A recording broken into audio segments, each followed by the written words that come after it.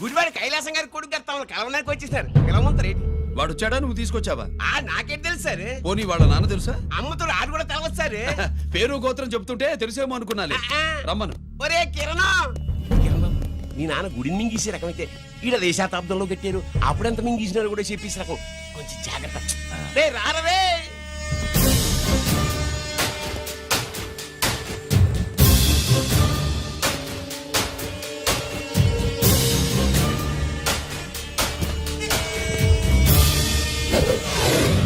ఏమిటిది? దీన్ని suit case అంటారు. దీనివల్ల మన దేశంలో కొన్ని ప్రభుత్వాలే కూలిపోయాయి. నువ్వంత గొప్ప పని చేయక్కర్లేదు. జైల్లో ఉన్న మా మామయ్య కుప్పస్వామి మీద కేసు లేకుండా తప్పిస్తే ఇందులో ఉన్న డబ్బంతా నీదే. బోనస్ గా నీ తమ్ముడు నిర్దోషిగా విడుదలవడానికి మేం సాయం చేస్తాం.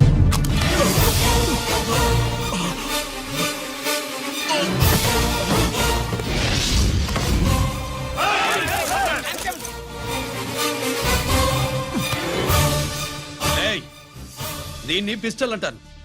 దీనివల్ల కొన్ని దేశాల్లో విప్లవాలే వచ్చాయి. దీనికి సంఘ వ్యతిరేక శక్తుల్ని కాల్చి చంపిన చరిత్ర ఉంది. నీలాంటి వాళ్ళని ఎన్కౌంటర్ చేసిన బ్యాక్గ్రౌండ్ ఉంది. మీ తమ్ముడి జీవితం మా చేతుల్లో ఉందని తెలిసి కూడా ఎదురొస్తున్నావా? నీ జీవితమే నీ చేతుల్లో లేదు. నా తమ్ముడి జీవితం గురించి నీకెందుకురా వర్రీ? నోకరాజు సరే, సూట్ కేసు లోపల పెట్టి మాత్రా. ఎత్తి వీడి నెత్తిని పెట్టు.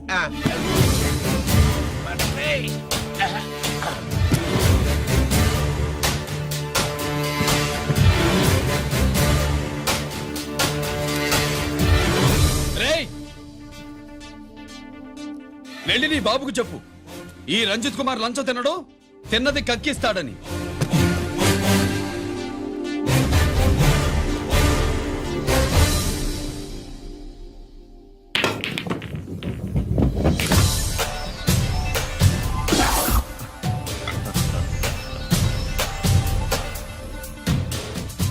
రూల్స్ పాటించే పోలీస్ ఆఫీసర్వి, రూల్ తప్పి ఆట ఆపావేంటి? నీకు ఆడడం తెలుసు, నాకు ఆడుకోవడం కూడా తెలుసని నీకు చెప్పడానికి. బాల్ ని పాకెట్లో వేసే క్యూ నీ చేతిలో ఉంది. లాకప్ లో తోసిన వాళ్ళని ఎర్రగొట్టే లాఠీ స్టిక్ మా చేతుల్లో ఉంటుంది. సూట్ కేస్ తిప్పి పంపించావు కదా, నిజాయితీ పరుడి ఫేస్ ఇలా ఉంటుందని చూపించడానికి వచ్చావా? అవినీతి పరుడి ఫేస్ ఎలా ఉంటుందో చూసి వేటు తప్పదని హెచ్చరించడానికి వచ్చా. ఏంట్రా మేం చేసిన అవినీతి? టెండర్లు పాడి నాసిరకం ప్రాజెక్టులు కట్టి జనం డబ్బు వృధా చేస్తున్నావా? హాస్పిటల్ కి కల్తీ మందులు అమ్మి సొమ్ము చేసుకుంటున్నావా? ఆయుధాలే కదా అమ్ముకుంటున్నావు. దీనివల్ల ప్రజలకేంటి నష్టం?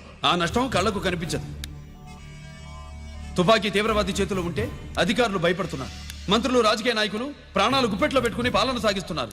తీవ్రవాదికి భారతదేశంలో కొన్ని రాష్ట్రాలే భయపడితే ఉగ్రవాదికి అమెరికా, బ్రిటన్ లాంటి అగ్రదేశాలే వణికిపోతున్నాయి. దేవుడిచ్చిన తెలివితేటల్ని ఇలా ఆయుధాలమ్మి కోట్లు గడిస్తున్నారు. నీలాంటి వాళ్ళ ఆట కట్టించడానికే దేవుడు నాలాంటి ఆఫీసర్లను పుట్టిస్తాడు. నీలాంటి ఆఫీసర్లని చెస్ బోర్డ్ లో పావుల్ని కదిపినట్టు కదిపి మా ఇష్టం వచ్చిన తోటికి ట్రాన్స్ఫర్ చేయించే కెపాసిటీ ఉన్న పార్లమెంటేరియన్ ని నేను. ఆల్రెడీ మీ తమ్ముణ్ణి బోనెక్కించా. మాట వినకపోతే ఏం చేస్తావు? ఏం చేస్తావు? నీ ఇంటి పేరు గుడివాడ, నీ ఊరు గుడివాడ. చెప్పరా, గుడివాడకి ఏ పక్క నీ అడ్డ? హనుమాన్ జంక్షన్ వైపా, పామర వైపా? ఈ సైడ్ అయితే ఆంజనేయ స్వామికి బలిస్తా, ఆ సైడ్ అయితే ఉయ్యూరు షుగర్ ఫ్యాక్టరీలో క్రష్ చేస్తా. Count your number of days.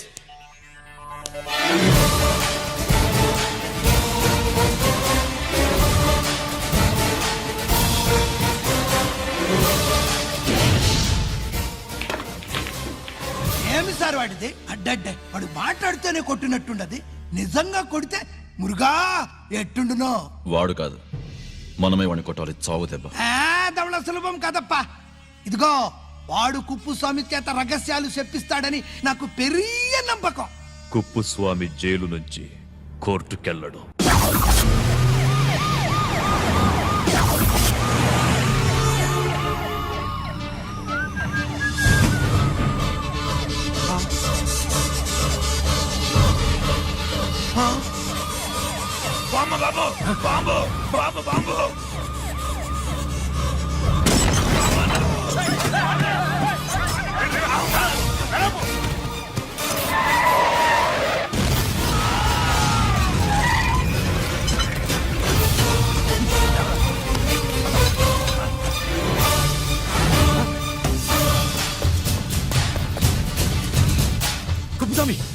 Kuppaswamy ఎక్కడికన్నా రేయ్ గిరి ఆగు. ఎక్కడ తీసుకెళ్తున్నావన్నా?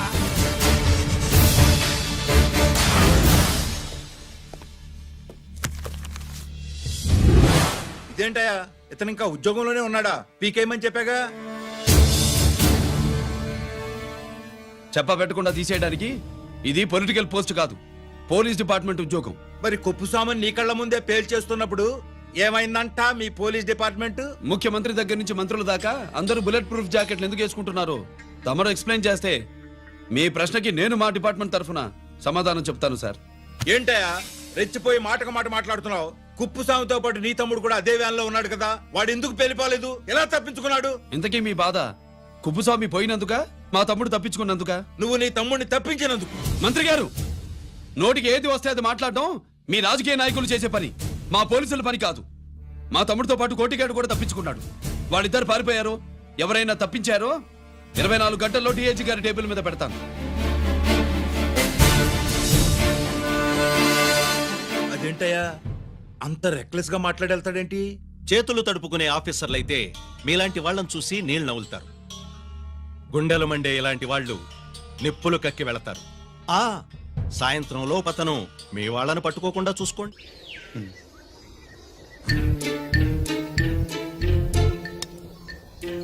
ఈ ప్లేస్ ఏంటి?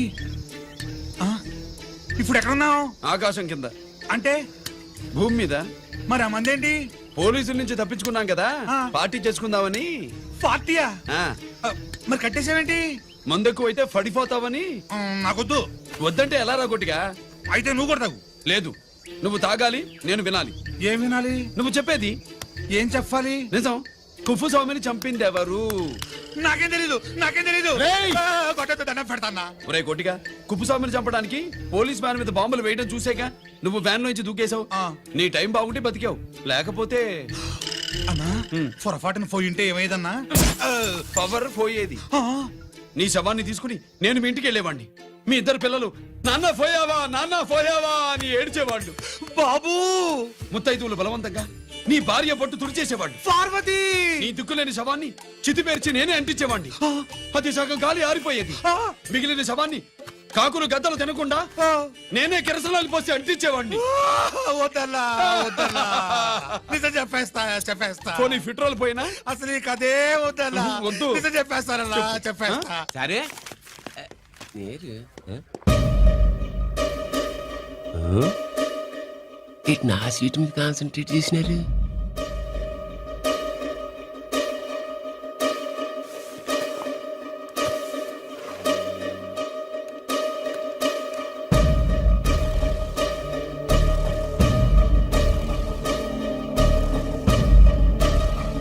జీకే గారు, శ్రీ నోకరాజ్ ఇన్ఫర్మేషన్ నోట్ చేసుకోండి.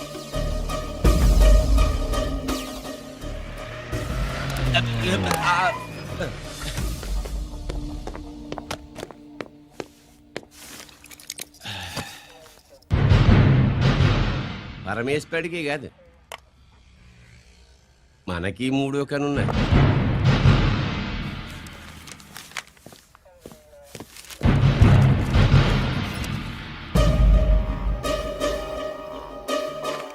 హలో నాన్న బాసు, సీన్ ఒకరికి మాట్లాడుతున్నాడు. మా ఏసీపీ గారు ఇలా కలెక్టర్ని వెళ్ళడానికి వెళ్తాడు. కలెక్టర్నే సాయంత్రం దాకా మీటింగ్లోనే ఉంటాడు అన్నట్టు. శంకర్రామన్ ఫోన్ చేసి ఏపీ క్వారీ ద్వారా ఈటింగ్ చేస్తారంట. ఆయుధాలు ఇచ్చింది ఆడే చేసుకుందాం అన్నాడు. గెలిపండి, ఓకేనా? సరే రెడీ. సుబ్రహ్మణ్య గారు నాతో రండి. Yes sir. సీక్రెట్ గా కంప్యూటర్లో నా బొమ్మ చూసేయడం కాదు బాసు, రేపు ఆంధ్రదేశం అంతా పేపర్లో పబ్లిక్ గా నీ బొమ్మ చూసేస్తుంది.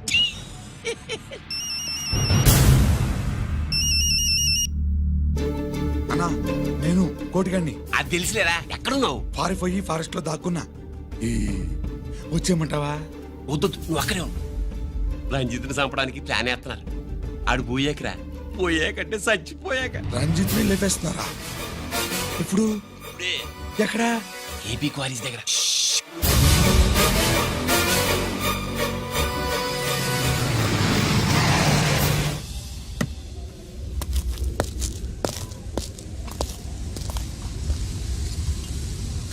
ఇక్కడే ఉండండి సార్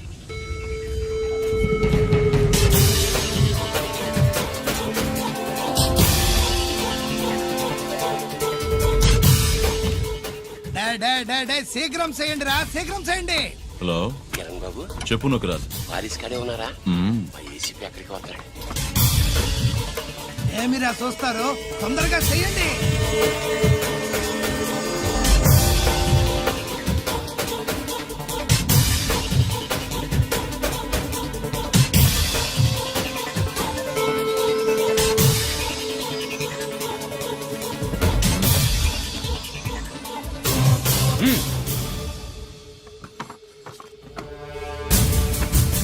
రేయ్ అందరూ కలిసి దించండి. అంత గంట కింద పడవేయండి. మూవ్.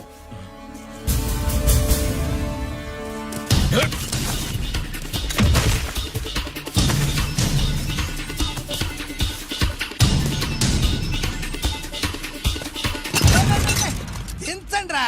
వాడు బుల్లెట్ తో చావకూడదు. ప్రమాదంలో డైనమైట్ పేలి బాడీ పీస్ పీస్ కావాలా, అప్పుడుదా మనం సేఫ్.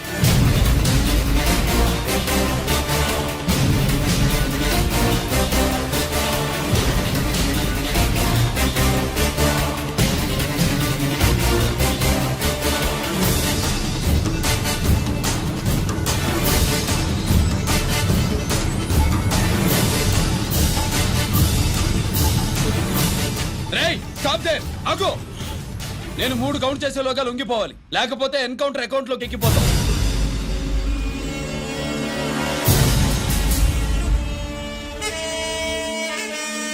1 2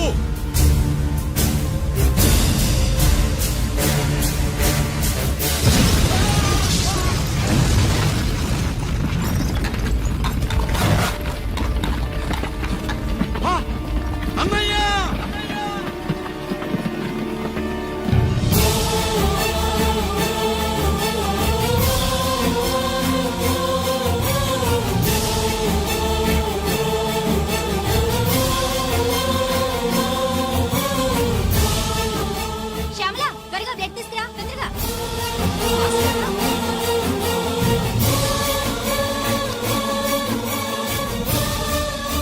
డాక్టర్, బాడీ నిండా మల్టిపుల్ ఫ్రాక్చర్స్ ఉన్నాయి. ఏదైనా పెద్ద హాస్పిటల్కి తీసుకెళ్తే బెటర్. లేదు డాక్టర్, ఇక్కడే ఉంచుదాం. రికవర్ అవడానికి కొంత టైం పడుతుంది. పట్టనే ఉండి పర్వాలేదు. ఓకే. ఎవరికి గరి ఫోన్ చేస్తున్నావు? నాన్నకి. వద్దు, ఫోన్ కట్ చేయి. అది కాదు బాబాయ్, నాన్నకి ఈ విషయం తెలియకూడదు. రంజిత్ పరిస్థితిలో ఉందని మీ అమ్మ నాన్న తెలియకూడదు. తెలిస్తే వాళ్ళు తట్టుకోలేరు. నీకు ఇప్పుడు కొన్ని విషయాలు తెలియాలి. రా.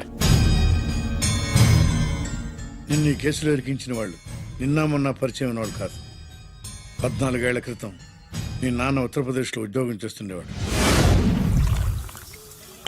అక్కడే ఇండస్ట్రియలిస్ట్గా స్థిరపడ్డ జీకే మీ నాన్నకి, మీ నాన్న బెస్ట్ ఫ్రెండ్ అమర్నాథ్కి ఒకరోజు పార్టీ ఇచ్చాడు. లేడీస్ అండ్ జెంటిల్మెన్, ఎక్కడో ఆంధ్రాలో విశాఖపట్నం నుంచి నేను ఈ బార్డర్కి వచ్చింది మీలా దేశ సేవ చేయడం కోసం కాదు, కాంట్రాక్టులు చేస్తూ డబ్బు సంపాదించడం కోసం. అలాగే ఇప్పుడు ఈ పార్టీ ఇచ్చేది కూడా నా స్వార్థం కోసమే. అవును, ఆ స్వార్థం ఏంటంటే మీ అందరి మధ్య నా ఏకైక కూతురు పుట్టినరోజు జరుపుకోవటం.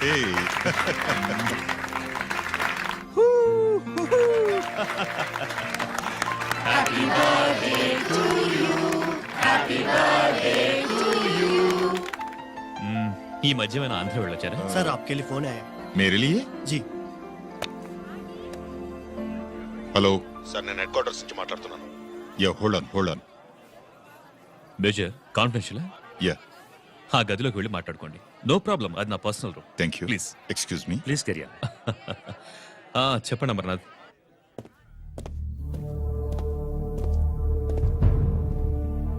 హలో సార్, ఆయుధాలు బార్డర్ చెక్ పోస్ట్ కు తీసుకురమని మెసేజ్ వచ్చింది. ఎప్పటిలాగా ఏర్పాట్లు చేయమంటారా? నో, మిలిటరీ ట్రక్కుల్లో తీసుకెళ్లిన 3 సార్లు టెర్రరిస్టులు అటాక్ చేశారు. అప్పుడు ఆయుధాలే కాకుండా మన సోల్జర్స్ ను కూడా పోగొట్టుకున్నాం. ఈసారి వెపన్స్ తీసుకురావడానికి ప్రైవేట్ లారీలు వాడదాం. ఎవరికి అనుమానం రాదు. ఓకే? లెఫ్టినెంట్ కల్నల్ అమర్నాథ్ ఈ ఆపరేషన్ చూసుకుంటారు. Okay sir.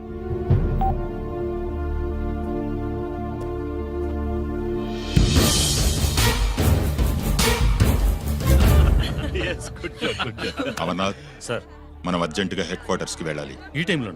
Yes, it's an important operation. Okay sir. Excuse me gentlemen, we have to go. All right sir, thanks for coming. Thanks for coming. Thank you sir. నమస్తే. నమస్తే స్వాతి. ఏంటి mummy? రామ్మా వెళ్దాం. Bye uncle. Bye sweet heart.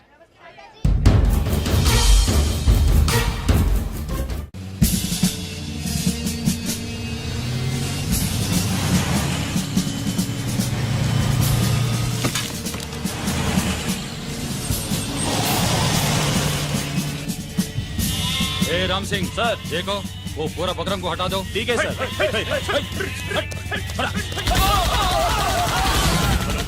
Hello sir ఇక్కడ attack జరిగింది.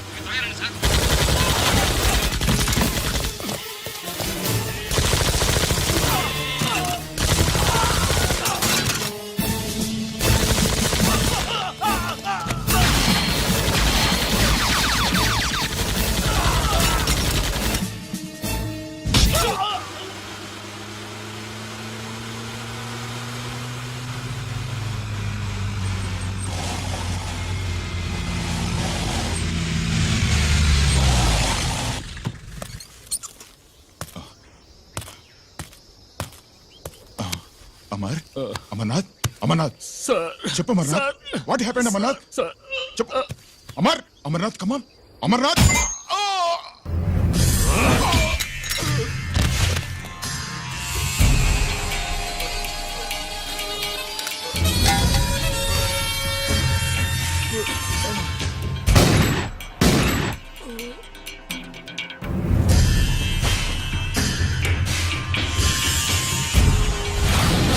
నిజానికి జరిగింది ఇది. కానీ ఆ రోజు మిలిటరీ కోర్టులో అంతా తారుమారు చేశారు. అసలు ఆయుధాలని ప్రైవేట్ లారీలు ఎందుకు తీసుకెళ్లారు? మిలిటరీ లారీల్లో తీసుకెళ్తే గతంలో లాగే టెర్రరిస్టులు తెలుసుకుని దాడి చేస్తారని. ఇప్పుడు తెలుసుకోలేదా? దాడి చేయలేదా? స్నేహితుడైతే చెప్పిన మాట వింటాడని, చేసిన పాపంలో పాలు పంచుకుంటాడని ఈ ఆపరేషన్కి మీరు అమర్నాథ్ను తీసుకువెళ్లారు. తీరా అక్కడికి వెళ్లేసరికి అమర్నాథ్ ఎదురు తిరగడంతో టెర్రరిస్టులతో చేతులు కలిపి మీరే అతన్ని నిర్దాక్షిణ్యంగా కాల్చంపారు. సాక్ష్యాధారాలను పరిశీలించిన మీదట మేజర్ జనరల్ చక్రవర్తిని నేరస్తుడిగా నమ్ముతూ 14 సంవత్సరాలు కఠిన కారాగార శిక్ష విధిస్తున్నారు. Mister Chakravarthi, surrender all your medals including the president's guarantee award.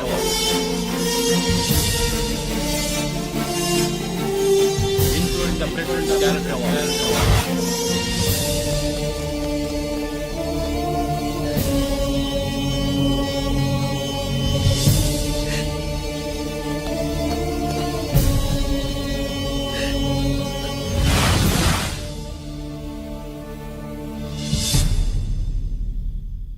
మీ నాన్న ఈ కథ నీకు చెప్పలేదు, మీ అన్నయ్యకి చెప్పాడు, తనని నిర్దోషిగా నిరూపించమని. కానీ దేవుడు ఇప్పుడు అవకాశం నీకు ఇచ్చాడు. మీ నాన్నలాగే నిన్ను ఇరికించాడు. వాళ్ళకి బుద్ధి చెప్పడానికి నువ్వు మీ అన్నయ్య యూనిఫారం వేసుకోవాలి.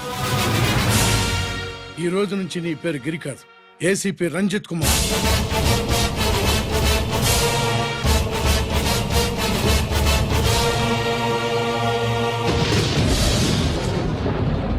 మందులోడా ఊరి మాయలోడా మావరారా గోపి చిన్నవాడా మందు.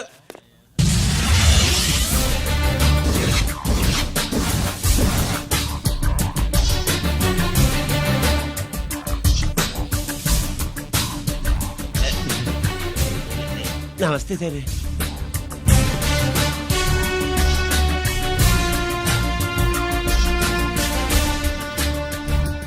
ఏంటి స్వీట్స్ పంచుతున్నావు? నీ పుట్టినరోజా? లేదు సార్. నీ అబ్బాయి పుట్టినరోజా? నాకు అందరూ గుంటలేదు సార్. ఓహో, నీ గుంట పుట్టినరోజా? లేదు సార్. అర్థమైందిలే. నీ శత్రువు ఎవడో టపా కట్టేసి ఉంటాడు. ఆ ఆనందంతో నువ్వు స్వీట్స్ పంచుతున్నావు.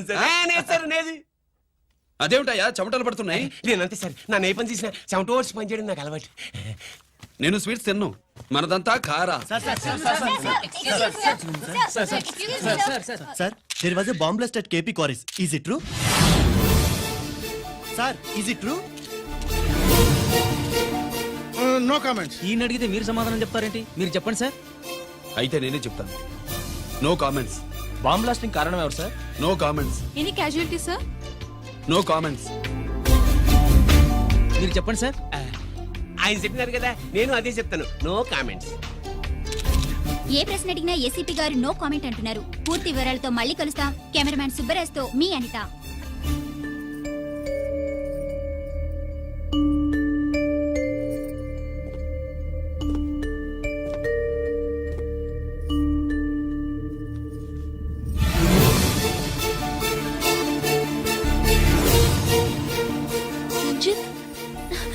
వెంకీ పెద్ద బావా నువ్వు ఒక్కడివే వచ్చావేంటి గిరెక్కడా నో కామెంట్స్. గిరిని కోర్టుకు తీసుకెళ్తుండగా ఎటాక్ జరిగిందని అక్కడెవరో చనిపోగా గిరి పారిపోయాడని న్యూస్ లో విన్నాం నిజమేనేంట్రా? No comments. అదేంట్రా? No comments.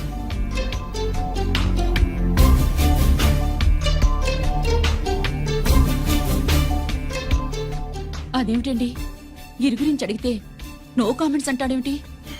వాడి గురించి టెన్షన్ పడ్డం వేస్ట్. పెద్ద బావా గిరి ఎక్కడున్నాడో నాకన్నా చెప్పొచ్చు కదా. దేనికి? మా నాన్న వేరే వాడితో పెళ్లి చేస్తానని టెన్షన్ పెట్టేస్తున్నాడు.